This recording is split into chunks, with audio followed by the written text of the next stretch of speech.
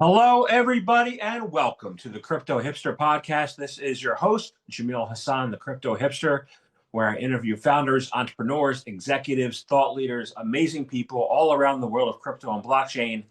And today I have, you guessed it, another amazing guest. I have the co founder and CEO of K3 Labs. First name is William. His last name is Herkelrath. Sure. William Herkel, No. welcome. Thank you. Thank you. Thanks for having me. That's a good pronunciation. That's not everyone gets it the first time. Well done. Thank you. I have lots of experience with really difficult last names. So let's uh, let's kick things off. I'll ask you first. What's your background, and is it a logical background for what you're doing now? Yeah, I think like a lot of people in this space, I come from finance, come from fintech. Most of my career until about 6, 7 years ago was entirely in fintech, basically. Uh, Building uh, multiple solutions for the large banks. I live in New York City, so I've had the opportunity to work with, the large institutions throughout most of my career, helping them with a variety of different tasks. Worked at multiple startups that were acquired by the Thomson Reuters of the world, the merger markets, the larger companies. So I've had some really great exits in the fintech space. Got into blockchain about 6, 7 years ago, which I think that is the logical step because that's where all the real technological advances were happening, right? At the time, we were kind of getting dried up, to be honest, in traditional fintech. And then was really proud and happy to be part of a company called Curve, which was acquired in 2021 by PayPal. So that was the fourth acquisition that I was a part of as a startup exec, but the largest and the most interesting one, and one that I'm really proud of on that side.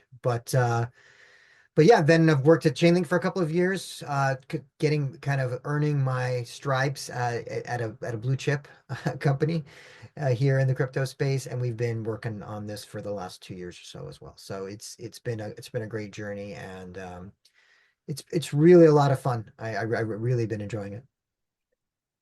Wow. Awesome. So you got in just 7 years, 2018. It was during the first crypto winter. Yes, yes. First of all, I want to make it very clear. I don't nearly have enough money for someone who's been in crypto for 6 or 7 years. That's the saddest part of the story. Because you figure, oh, you've been in crypto for 6 years, you're sitting on the beach, but no, I've learned some amazing things in this industry. But there's both ups and downs with what we do, as you know. But yeah, got in the first crypto winter. That's when I started really learning. Interestingly, raised money for this company in the sec in the winter that we had in 21 or 22. So I find the winters to be the in a lot of ways the most interesting times. I think that's when it is nice to get kind of cut through a lot of the pump stuff and just really focus on what we need. And so I don't mind the winters to be perfectly frank. Obviously, I try not to sell during the winters, but I don't mind them. I think that there's a healthiness to it that helps us refurbish and rethink through what it is we want to be doing. Yeah, I built the most time. Most times I built were during the winters. Yeah. So, perfect time for that. So, you're building right now, you're building in a bull market. Well, some people say bull market. It wasn't bull market on Sunday, but K3 Labs, what's it all about? What's your vision or your mission? And what are the great things you're up to? So my co-founder and I basically started K3 Labs because in a part we were pretty frustrated, to be honest, with a lot of um, there is a lot of fluff in our industry. That's things that don't necessarily always make sense to me. I get a little confused as to why people are getting excited and involved in different things that I don't see what the long-term value is. And that's not to say that there's not fun. I have no problem with people having fun. I get it. There's a lot of fun things to do in crypto and make a little bit of money, and the casino mentality is fun too. And I appreciate that that's a part of it. People are enjoying it, and I'm not here to tell them not to enjoy themselves. But with a fintech background, I'm genuinely curious about what we can build for the long term. What really is going to make sense in the long term. And there's just a huge lack of tools in our space that resemble the kind of tools you have in other industries, right? So I wrote a piece recently that went out on CoinDesk, and it was, within 3 or 4 or 5 years of the internet taking off, there were 20 drag and drop, easy to use tools for people to get themselves doing cool things on the internet. I mean, it was, you and I are probably both old enough to remember that, it didn't take long for Amazon Marketplace to come up. Anybody could have their own store within about a year after the internet came out, right? And then you had Wix, was people making their own web pages. They had their, MySpace and Facebook. Like, it just wasn't difficult very quickly for people to participate. And nothing like that exists. Nothing like that exists really in our space. So K3 Labs is a drag and drop, easy to reference workflow builders, similar to Zapier, similar to Adio. Anybody can interact with Web3 smart contracts just without needing to know much about how blockchain works, without having to write code, without having to live that soldier life, to live that dev life. You can feel a little degen without actually having to be fully degen. But even hardcore developers are finding it fun and interesting as something that they can use to automate some of the more boring parts of their day, to be honest. You can feel a little degen without being degen. Well, I don't know. I just there's so many people who are amazing coders. I used to be a decent coder 20 something years ago, but I certainly am not now. And I don't have the patience for it, but I still want to do, I want to do things. You know what I mean? I want to, you look at all these DeFi pools and you're thinking, well, there's one yield over here and there's another yield over here. And how do I like connect them together? Well, that's an example of something you could build pretty quickly on K3 Labs. You can monitor multiple yields just by putting in the smart contract addresses. You could find the best yield and then you can automate trades between the pools without having to write any code. And that's happens to be a trading use case, which might be very specific, but the whole world is open in what we're building in a drag and drop manner. I was a SQL. I couldn't write SQL from scratch, but I could modify, edit, test, all that stuff. I came into crypto. They said those SQL skills ain't going to get you very far in crypto. No, So no, and I don't trust myself either. This, it's such high profile stuff. It's nerve wracking. Yeah, I was very good for what I was doing back then. I can't imagine my code is good enough to really test muster today. These guys are really sharp, the folks who work in the space. So, but nonetheless, you need to be able to get basic things done. Like you shouldn't have to be a rock star to do basic reporting, monitoring, moving basic funds around. One of the most popular drag and drop templates we have is simply getting a wallet balance every night sent to you and to your CFO and to your CEO or whomever else, to your wife, your spouse, your partner, whatever terms you're supposed to be using. Like, just like, I've got 10 wallets, throw them all into this workflow, have it run through every night, pull up all the prices, and just give me a where am I, state of the world today. Simple things like that should be simple. And there really isn't much out there, that makes it easy for people to use. So whether you're a hardcore programmer or whether you're just an enthusiast, there's use in simple reporting, monitoring on-chain activity, sending alerts based on on-chain activity, and then yeah, maybe going that extra step and actually automating trades based on that activity is also certainly doable in the system, and we have some people doing it. great. So I think, well, you added a question for me now because I wanted to talk about founders and entrepreneurs, but I'm going to stop. I'm going to pivot first and say I would think your tools sound to me like helping to get institutions more comfortable to be in the space. So that 100% is if you had talked to me 18 months ago, the day we got the first money in the door, that is what I thought that was going to be my absolute target audience, because I spent my entire life building projects for institutions. Again, back to my fintech story, Curve was an institutional product. We sold it to PayPal, which is a large institution, right? So like that was the background. And I felt that there was a massive gap that we needed to be. And I talked to all those institutions about all of the different hardcore permissionless protocols that I was representing. And there was a gap that they couldn't fill. And this is definitely filling that gap. And they are absolutely excited about it. We just onboarded a major European telco conglomerate, which is now using it for actually doing trades in addition to doing monitoring. So we know we're onto something. So I'm really excited about that. And absolutely, that's who we were originally building for. What surprised me is how much excitement we're seeing in the crypto native community as well. So what surprises me is that even people who can code and even people who could build all these little things themselves are asking themselves, why bother? Right? What we have this a really cool use case study with a prop trader who basically builds all this stuff on chain. They're reading data on chain and they're doing, arb opportunities and all kinds of stuff. And they're trying to get into new blockchains and new protocols. And there's unlimited number of things that they have to keep learning. They have to keep integrating to new chain to find the data from this pool and then work on this L1. And it's just overwhelming. And they've come to us and they've said, can we actually use this instead of building all those integrations? Can we use this to basically pull all the triggers for us, send us all the data? We still want to do our proprietary algo stuff, of course. It's a trading algo. I don't know anything about that. That's their thing.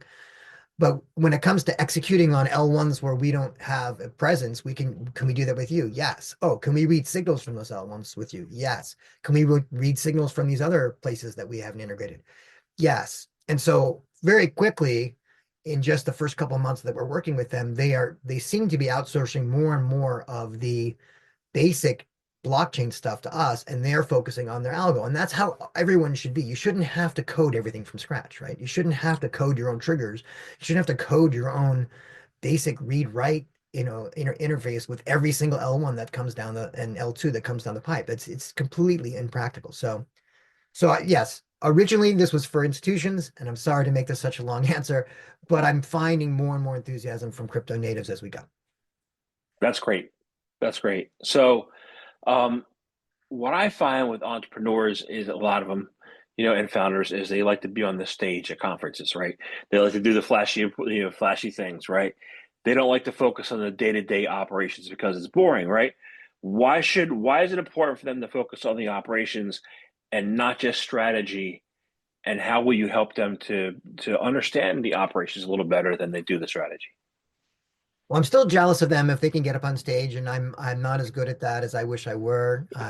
I'm still jealous of the slick back look. There's some guys who really have the whole package, men and women, of course, who have the whole package and do a great job. So I'm not trying to take them off stage, but I do think that they will be surprised at how much they just time and energy you can save if you partner up with with a good tool set. I guess just from my experience, again, I've been building software and been in the software industry for quite a long time, and people do overlook the importance of having an efficient operation. And when the money's fast and thick in the beginning, they don't care about those things and they just want to go a million miles an hour. But there's definitely going to be a day when making sure that if you don't need 25 developers, if you can do the same thing with 10 developers instead of 25, you're better off doing it. Having 10. It's just those days will come. And being efficient and making sure that you're making the best choices and partnering with the best people is an important. I just, from my own experience, having just done it as many times as I have, I just know that that's critical, and that's the hole that I really wanted to patch. I just could not see everyone. Every time you go to these conferences, everyone's like, "Oh, crypto, we're taking over everything. The whole world's coming to us," and blah blah blah. And I'm like, well, I'd like to believe that, but are we really going to turn everyone into a Solidity developer? Because that doesn't seem right to me. I don't think everyone is every single coder that comes out of school going to be a Solidity developer. It's just not, practical to suggest that to really take advantage of our industry, you have to understand it to that level. It's just not realistic. So I do want us to take over, but to do that, we have to start building a lot better tools, and we have to start being a lot more focused on user experience and what that journey looks like. Let's talk about those tools then. How would you describe the current level? You've been describing it's not, we have an adder or a potential, right? But what's the current state of the Web3 building tools themselves? Where are we at? Where do we need to go? Like, where do we need to be? If not everybody's going to be a Solidity developer, They have to learn something. How are they going to be able to utilize those tools, and what is needed for them to be able to use those tools? Well, I mean, very candidly, I think they aren't very good. I mean, and it's not because that people are trying. There's some amazing work, but most of what we do um, is for developers, and there's nothing wrong with that. But how many websites do you go to in our space where it's, by developers for developers? And it's a statement of pride, right? And I get it. I get why that's a statement of pride, and I get why it's great to do great things for developers. And again, like I said, I'm really pleased with the reaction that developers are having to K3 Labs. Like I was actually surprised to see how much they're enjoying getting started. So I'm really glad that we're hitting that market. But that I just strongly believe that that can't be the only market. There's a lot of tool sets out there that have their smart contract templates. You can get started with this. You can call my API. You can call my SDK. Everything is, you can plug into this. You can plug into that. It's all permission.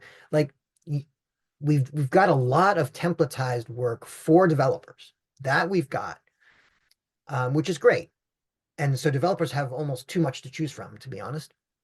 But we still don't have anybody who's really putting it in the context of real day-to-day use cases. The very first use case we built was not that trading use case I talked about. It was not some of the fancy stuff, the liquid pool, like monitoring and management, all that kind of stuff that I see people doing on the platform today. It was a very simple me coming back from a meeting with a couple of big banks here in New York, and they said, this is the most simplest thing I've ever heard. I just want to write some data to a blockchain. Like I've got data that's coming out of my internal system, and the world wants me to put it on chain because that's cool. And also it's just in the transparency, and they're talking about moving carbon data on chain. This is basic stuff. I can't write to a blockchain. I can't run a node. I can't hold, I'm a New York institution. I can't hold crypto and pay gas fees and whatever. I just want to write data to a blockchain. How hard could it be to write data to a blockchain? And that's one of the very, very first use cases that we modeled. And it takes, it's about 30 seconds to set that up in a platform today. You can connect any single API you want to from your internal system or anywhere else in the world, and you can write it to any blockchain you want to, and you can have that run at whatever frequency you want to, and it takes you about 10 seconds to set that up in the tool. So it didn't start as rocket science. It's really, really basic things, and then we grew it from there. But like there wasn't even a single tool out there to do something like that. And if we didn't have a tool to do that, then then I'm just, it's a little we're missing the mark. So we're thrilled that I'm sure there'll be some competitors. I'm sure there's other people wanting to do what we do. This will probably be a crowded space in a couple of years, and that's good for all of us, right? It's good for all of us that we get in there and we all start building things that work for people who don't have the ability to get in there and build everything from scratch as if they're the biggest pros in the world.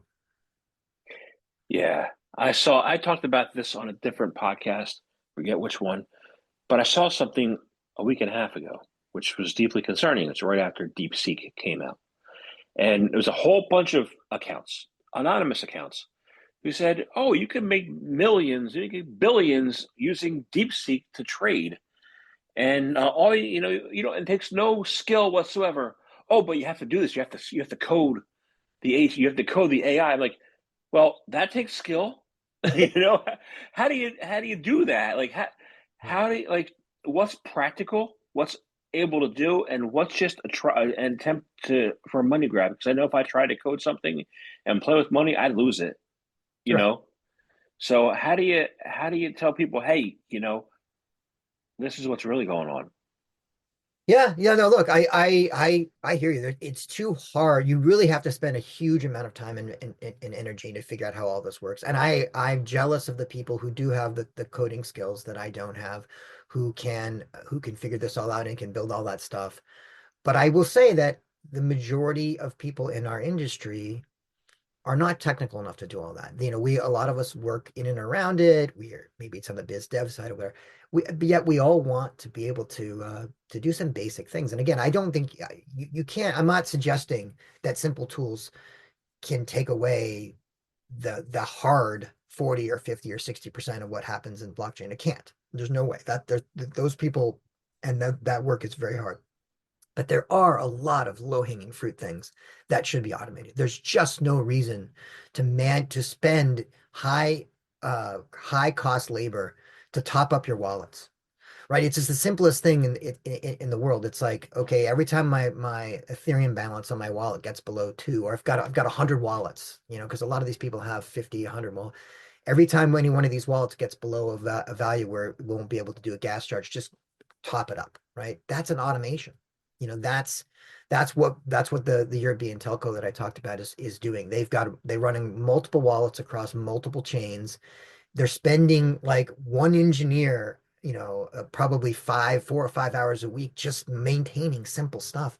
They were able to get that automated on K3 in just a few minutes. Like, there's just some basic stuff that we just shouldn't be having to do, and you don't have to do that in the Web2 world. There's always tools that'll connect in your basic stuff for you, so that you don't have to do that manual labor. So, yeah, look, it's not going to change. You're not going to change everything, but boy, it's going to make some of that day-to-day stuff a lot easier. That's our goal. Yeah. So another thing I saw this morning was I've been looking at some of the influencer accounts to see just how off they are, right? And a lot of people was doom and gloom on Sunday. Everybody was like, because the market tanked a bit, everybody was doom and gloom and instilling fear. And there's one who had a list of like different cryptos by categories and showing you're down 90% or 89% or whatever, but didn't have the start date that they were looking at. Like, was that from all-time highs? Was that from last week? Like, you don't know. So there's a lot of, and people rely on that data. How can we get them to stop relying on these influencers who are instilling fear and start getting them to use the tools to say, okay, I want to see how much the crypto is down from the all-time high or from last week or whatever. How do we educate them to start using tools like you guys are building? That's a great, that's a great question. I wish I knew the exact answer to that. I would just go execute on that and we'd be perfect. Look, I think that both in our, not just in business, but in the realities in our politics and everything else, there's just a lot of noise, and I don't think I'm shocked at how much noise there is and how much bad information there is in all walks of life. Even my sports teams, there's bad transfer rumors that are totally made up on my favorite sports teams every day, just to get me to click on something. Like, it's kind of a mess. I don't think you're going to replace it. The reason why I think people are watching those KOL accounts, regardless of whether the data there is good, is because they do think that that's going to move the market, and they just want to have a tiny little edge. I kind of think they're kidding themselves. By the time it's hit that account, it's probably already too late. It's like the old time trader. By the time somebody lets you know that a trade is on, you've already missed it, kind of thing. Like, no one's going to let you know the trade is on unless they've already got their position in place. That's kind of an old Wall Street moniker. I don't know to what extent that's still true in crypto, because I haven't been trading crypto. It's tough. Like, I do think what we can do though is we can at least give them tools so they can build their own alerts at the very least. I mean, so you don't have to. We integrate with Slack, we integrate with Telegram, we integrate with email. So if you use any of those 3 protocols, and I think we're going to probably add more as we go, but you can build your own alerts and your own everything, and then you could just come straight to your phone. You don't have to listen to anybody telling you anything. If there's specific on-chain events that you want to measure, or price thresholds that you want to be monitoring, or whatever else, you can just have that, sent to your Telegram and chat. So at the very least, you can at least try to get them some better information. But as far as telling them they shouldn't be listening to everybody under the sun, the reality is, I'm sure some of those accounts are amazing, right? So but I wouldn't know which ones to pick, the good ones from the bad ones. It's not something I would even know where to start. Yeah. So let's talk about, you said um, having a couple hundred wallets, right, and a couple ETH in each. Like, why does multi-wallet monitoring matter, and how could people possibly use that as a strategy for, not just trading, but like investing and um, building business actually? Yeah, that's a good question. Look, I don't know if there's a trading edge there. I will say that it's just the reality is what as people are, as I guess institutions, right? So let's go back to, we mentioned earlier, this is kind of what's the institutional use case? Well, one of the institutional use cases is running nodes, and usually it's running a lot of nodes. A lot of the big players that are getting into this space are actually validating Ethereum transactions. This isn't, people might not know this, but there are actually really big companies that are making money validating Ethereum transactions. All of the world's telcos have huge data centers capacity that is untapped, and a lot of them are using them. Some of them are even Bitcoin mining, to be perfectly honest. That's not something they'd like to talk about public, but it is happening. So like there are and in those cases, if you're doing anything with nodes, you're gonna have dozens of wallets. You're just it's not, if not hundreds of wallets. More and more people are having specialty wallets, a wallet that just does this, and then a wallet that just this. Also in this cross-chain world, you have maybe a wallet on one L1 and a wallet on another L2. Like, I mean, you just might have a bunch of different wallets doing different things on different protocols for different reasons. So we're just seeing, the reality is that even mid-level institutions or mid-level crypto companies find themselves having dozens of wallets. So it's just kind of the way things seem to be going. And the more you have, the more you have to monitor them, the more you have to figure out what's going on with them, the more maintenance you're causing. So again, if you have better tools around all of these things, you can be less scared of that future. You can be, it is much better probably to have wallets don't have all of, particularly if they're hot wallets, you don't want them to have that many funds in them. You don't want them to be, compromisable. You want them to do very specific, functions on very specific things. That becomes very overwhelming if you don't have a tool set to help manage all that. So that's I think the point more than anything else is that's where things are going, and it's expensive to do that unless you have better tools to help you do that. And time consuming. Yeah. So, Yeah, imagine the stress. I mean, we don't have that issue because I specifically would lose sleep at night if I thought we had 50 wallets running around doing all this kind of stuff. And we very much are opposed to overnight risk and all that kind of and security issues. And so that's just not the way I think. But there are definitely people out there who have hundreds of wallets running with real money in them online at all times, and I'm sure that they have a really hard time sleeping. And you have to have a really good tools. It can't all be down to some random person that you hired that you hope has got the code right to send you the alert at 4 o'clock in the morning. That's just not good enough. yeah, I agree. So before we started this podcast, you said, asked me if I'm trying to shill my book. I'm not trying. I mean, I would love the people who buy my books. They don't, but I love them to. But the title behind you, ties into my next question. It's Clear Vibrant Skies or Muddy, Blurry Muddy Puddles. And when I think of blurry muddy puddles, I think about restaking. Um, why is it important to have like real competition in the restaking space? Right now it's like a blurry mess. What does that look like going forward once you have clarity? First of all, I definitely am looking forward to reading Vibrant Skies. So I will help you pitch the book since you were so kind to have me on. I will look. I'm a huge fan of restaking, and not a lot of people are. And I get that this is a controversial conversation, and we don't have the time to go into the depths of it here. But I will say that the one thing that I've learned in the 6-7 years that I've been doing this is that there is absolutely no way that all of these networks can run at a profit when dedicated hardware. I know that it's a controversial statement, but I know enough of these networks. I know enough of these protocols. I know the CEOs. I spent a lot of time at them. I've worked at some of these companies. I've been an advisor for some of these companies. I know the volume numbers.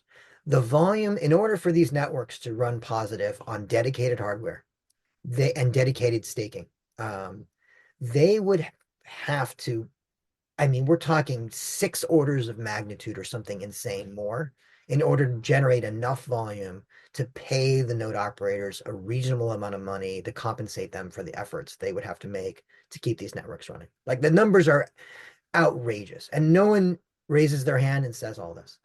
So forget the electricity consumption, forget the jurisdictions who are trying to chime in and say this isn't a good use of power, blah, blah, blah, blah.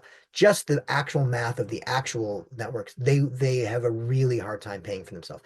So what restaking is, it allows for multiple protocols to run on the same hardware so that and have use the same funds that are supporting Ethereum, and this is the most common, can also be used to support other projects. So I just think this is genius. This is desperately what I almost actually got out of crypto, to be honest, because I was just the math's not here. It's not going to work. These L1s will eventually just go away because there's just not enough volume to justify the cost of running the hardware. But I think with restaking, I think everything changes, and you see it happening. It's not in the Ethereum world. There's now multiple competitors. I was early in on EigenLayer because I was a real believer on what they're doing, and I'm not saying they're flawless. Of course, they're not. Everyone has their issues, and I'm sure that there's some things they themselves want to get better. And there's more people coming to the space there, but you're seeing it on Solana, you're seeing it on Stellar, you're seeing that people saying, "Oh, this is a good idea." Pooling our assets, pooling our hardware, working together, this starts to become the math starts to get a lot better. If you're running a machine now and a data center and you're running 10 different instances or 15 different instances for 15 different projects, now you can take the sum volume for all 15 of those, and that factors into whether or not it's profitable for you to run that node or not.